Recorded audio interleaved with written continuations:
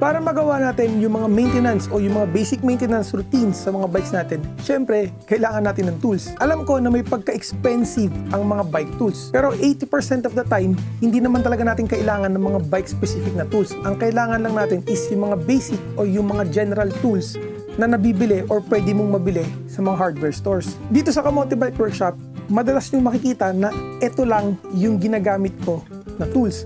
So ito ay isang basic o yung mga general tools na kadalasan natin makikita sa mga hardware stores.